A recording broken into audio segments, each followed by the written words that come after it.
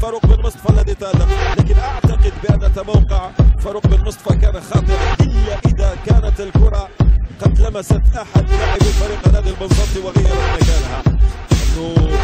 أعتقد توقعه كان خاطئا إلا إذا لمست الكرة حولت مسارها.